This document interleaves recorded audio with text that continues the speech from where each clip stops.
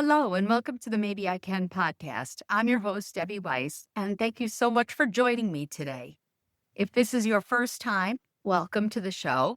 If you are one of my regulars, good to see you again, and thank you as always. I do really appreciate you tuning in, and I love to hear your feedback so I can improve and help you and talk about the topics that you're interested in. Today is a topic that is near and dear to my heart for so many reasons. I'm continuing the series that I started a few weeks ago, talking each week about a new sprinkle that I'm including as I'm writing my new book. And even though these sprinkles were designed for family caregivers, when you hear every single one of them, it's not just what we call a family caregiver. I think it really is. All of these concepts are universal. And so if you're not a family caregiver, this still applies to you. So today's sprinkle is a sprinkle of self-care. And I got to tell you, if anybody said to me several years ago, you really need to take care of yourself, I laugh and say, I don't have time for that. There was always something more pressing, something more important, someone who needed something. There was another crisis or a task to do. And self-care became optional. I don't even want to say optional. It wasn't even on the radar. And for all those years, I would tell myself, I'll take care of myself later. When I'm finished with this, when this crisis ends, when my kids are a little older, when things at work calm down, those might not be the things that you tell yourself or you tell others, but I'm sure that there's some variation of those things. Self-care, it never came. We tell ourselves this story, right? That there's not enough time. I have to put everyone else first. We create these beliefs around time. I can't do that. I really have no time. And it was a revelation that just because these type of thoughts or any thoughts pop into my head, that does not necessarily make them true. I never stopped to think about that. I was just assuming if I thought it, it must be so. And these thoughts, in particular, when we're talking about self-care, like I have to do this for everyone else first, or that there's not enough time, or there's a crisis and I don't have time to care for myself, or I'll do it later after it's over. These are actual stories that we tell ourselves. And they're believable. They are believable to us, especially when you're telling yourself the same story year after year. You believe it. You don't stop to question it. And for me, as a family caregiver for over 40 years, there was a time when I just believed this is it. It is what it is. This is my life. I am here to make sure kind of everybody else is okay. And never thinking, am I okay? Do I deserve some kind of priority in my own life? No, I never even thought that. I didn't have a choice, or at least that is what I told myself, that I didn't have a choice. I became, and I think I still struggle with this. I think that I'm the fixer, I'm the problem solver, I'm the reliable one. So anybody in my life that I love, or they come to me with a problem, they share something, my mind goes right to, okay, what can I do to fix this? I want to help them. And it just, not that's a bad thing, right? It's not a bad thing. It becomes a problem when you're helping everyone else at your own expense. Because when you spend years taking care of everyone else, it becomes very easy to just disappear from your own life. And at some point, it turns into survival mode. You might not realize it because you're doing it so long that it becomes your new normal. And you think, just like I did, well, it is what it is. Your identity is the fixer, the caregiver, the one who's showing up for everyone else, right? It's, oh, I'll call Debbie because she's always there in a pinch and I know that I can count on her. And I love that. I love that people feel that way. But you know what? At a certain point, it can feel strange to ask yourself, what do you need? And I got to tell you, I want to share with you that today, the day that I'm recording this, I am very proud of myself because I had committed to going with two other people to a dinner celebration for something.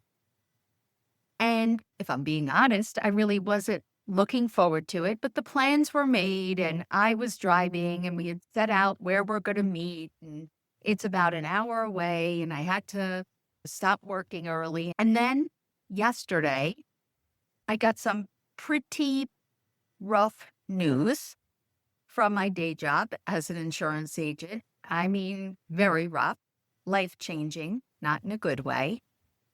And I thought to myself, I have so many things to sort out.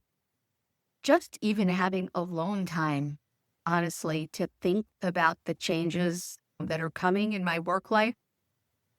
I can't, just the idea of putting on a fake smile, going to a dinner. I actually envisioned myself sitting at that dinner, smiling, pretending like I was interested, but knowing I am not interested. I probably wouldn't be listening to whatever the speaker was saying because in my mind, I would be thinking about this pressing work situation that is top of mind.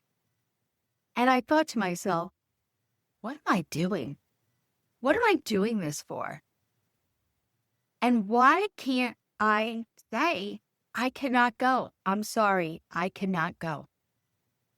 Now, in the past, I would never have done that. I committed. These people were counting on me. What are they going to think of me? Is if I cancel at the last minute? Well, I would be very concerned about that. And today, I thought, this is crazy. This, for me, is the highest act of self-care. I don't have the bandwidth right now. I don't want to go and fake it. And in actuality, in this case, are they going to miss me? No, they're not going to miss me. I didn't need to be there. I was not part of a program or speaking or anything like that.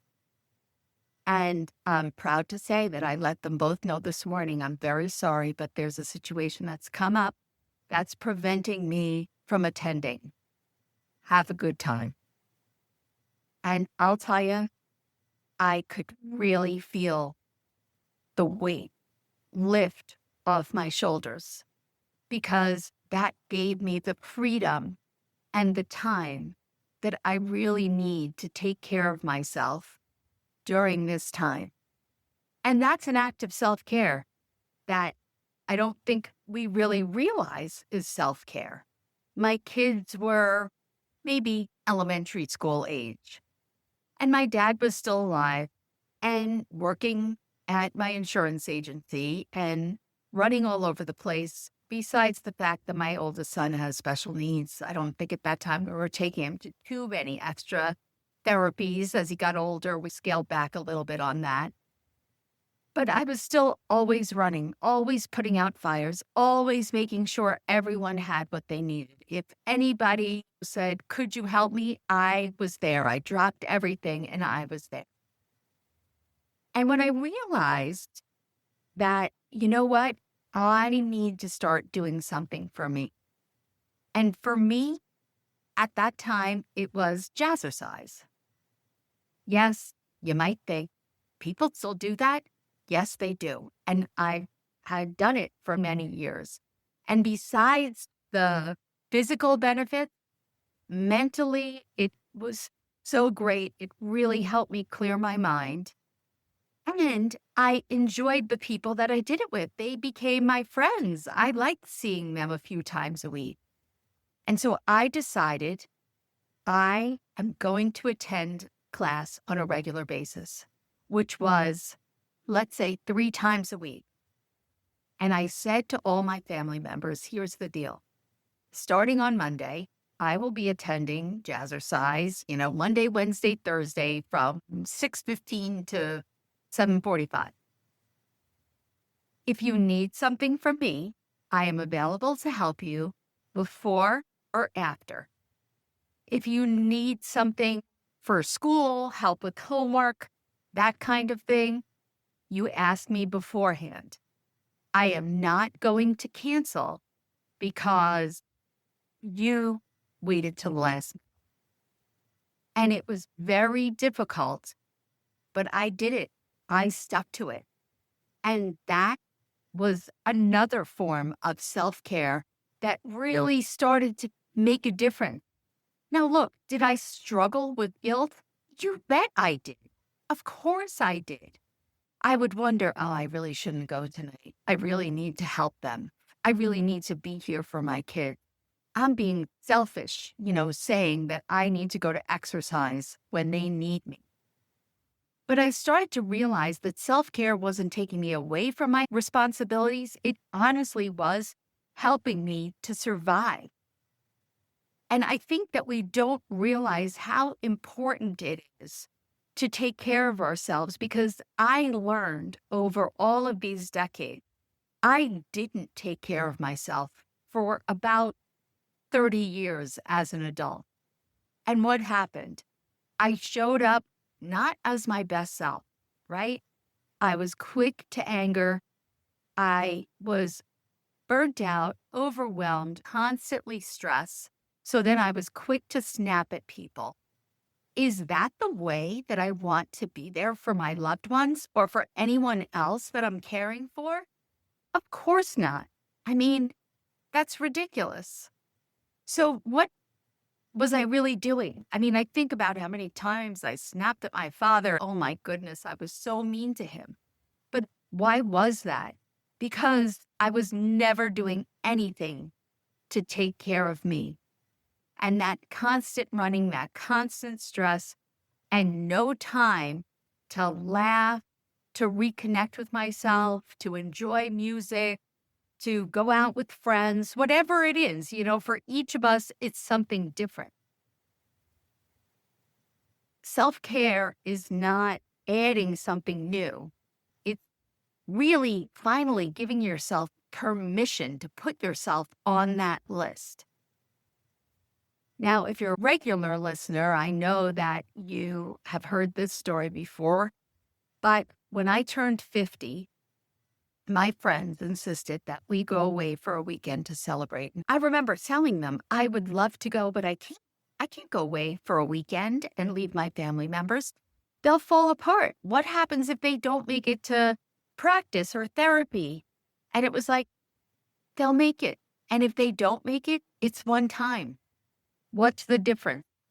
You need a break. This is time to celebrate you. And I went. And it, to this day, was the best trip of my life. It also made me realize, wow, 50. Of course, now 50 sounds like a great choice, but back then it didn't. 50, my life is moving so quickly. And I've spent my whole life focused on everyone else, caring for everyone else, making sure everyone else is okay. And that's okay, except that I stopped asking myself what I wanted. And I remember when we were on the trip and someone turned to me and said, "What do you want to do today?" I looked over my shoulder like, are they talking to me? I don't know what I want to do today. I have no idea because I don't know how many times in my adult life that question ever was posed to me. And it really made me pause and realize that, man, I'm 50 and I've ignored myself for 50 years. Is that what I want for the next 50? Do I want to be at the end of my life looking back with regret not over taking care of my family members and helping people? Absolutely not. I would never regret that. And I don't regret that. But there's a better way to do it. And I realized when I turned 50, of course, I can still do that. But my life is not a dress rehearsal. And I didn't have anything in particular that I wanted to do. I didn't have any dreams, nothing. But that wasn't the point. I think I needed to figure out, well, what do I want? What do I need to do to take care of myself? Doesn't mean I'm going to stop doing things for other people, but it means that I get to be on that list too. As a matter of fact, it's mandatory that we are on our list. I started to understand that joy, because on that trip, I laughed like I hadn't laughed in decades. And that fun and taking care of yourself, they're not extra. They're a part of our lives and a part of living. Now, I think so many people think that self-care is taking a bubble bath, getting a massage, or a mani-pedi, and it is those things. But it is so much more. It's not just spa days and it's not just vacation, right? Sometimes self-care is getting good night's sleep, setting boundaries like I did with jazzercise. I told my family members, okay, during these times, I am unavailable. That's setting a boundary. And if at first they didn't really like it and they squawked a little, it goes away. They get used to it just like anything else. Self-care is also saying no, which is what I did today to that dinner. I knew for me, saying no was what I needed. It could be about getting creative in doing something, connecting with friends, sitting in quiet time, or asking for help. Asking for help is actually a form of self-care. Sometimes self-care is simply allowing yourself to exist as a human being instead of that machine that you think you are, just going 24/7. It's not escaping. You might think, oh, I'm going to escape. I'm going to escape because I can't deal with my current reality. Not everything that feels good is actually self-care. For me, I was an emotional eater. Oh my goodness, I think that's how at 50 years old, I was over 100 pounds overweight. Now look, I've struggled with weight my whole life. I've always been an emotional eater. And honestly, thinking back, it's like, how did I break that? I couldn't, it was years. And look, still last night when I had a bad day and I came home at 10 o'clock, I was out self-care. I was actually playing Mahjong, my new obsession. And I had hardly had dinner. And what I thought? Well, actually, it was a pliable. My son had bought me this big pliable. And I thought, well, I shouldn't eat the whole thing. I sat there and I chowed down. That's okay every once in a while. But doing it regularly like I had in the past, that's not okay. Because what am I doing? I'm trying to numb out, whether it is anything, an addiction. It could be gambling, drinking, smoking, eating, all the things. That's not self-care. That's actually hurting yourself. And I get it because that was me. You're trying to just feel better. And this is a quick hit. It's the same thing, just, scrolling through your phone. I mean, talk about I don't have time. Why don't you actually record how much time you use, scrolling? And what does that do? it really only makes yourself feel worse, right? Because you're comparing yourself and you're like, look at how they're doing something so fun and I can't. And it just, no good, no good. Usually, self care leaves you feeling restored, grounded, connected, and energized. Not how you feel after numbing out, doom scrolling, and those kinds of things. There's a difference between trying to escape your life and caring for yourself. We also think that self care has to be something huge. That is not the case because little small minutes matter. Saying that you don't have enough time, I am not saying that you're not busy, but 5 minutes counts. Maybe it is taking a break and walking outside for 5 minutes. Maybe it is sitting down for 5 minutes, closing your eyes and deep breathing, or putting on your favorite song and dance like no one's watching, or journaling, reading, stretching, whatever it is. I mean, this was not a very healthy habit, but my form of self-care, one of the things that started many years ago, is getting my McDonald's Diet Coke every morning. I would get up a little earlier to make sure that I got to work on time, right? So there you go. That's a little tiny adjustment I had to make to fit this into my life. But it was well worth it because I'm a Diet Coke fiend, especially McDonald's. And being able to sit there with my soda, taking a sip, just let's say you with your coffee or tea, that's where most people do it. That quiet time, just drinking something that makes you feel good before the craziness starts. It's just a few minutes that belong to us, right? And that counts. Think about how that makes you feel. So as we wrap up, we've got to apply the sprinkle effect method. You have to see it, notice what's happening, sprinkle it, ask what you need, and then shift it. Take one small step. So when we're thinking about self-care, some of the see it, which is typical, is you see it because maybe you're exhausted. You're disconnected from yourself. You realize you haven't done anything enjoyable in months, or you're just out of gas. You're running on empty. And so the see it is really acknowledging that you need help. And so then you sprinkle it by asking yourself, well, what do I actually need? Do I need to rest?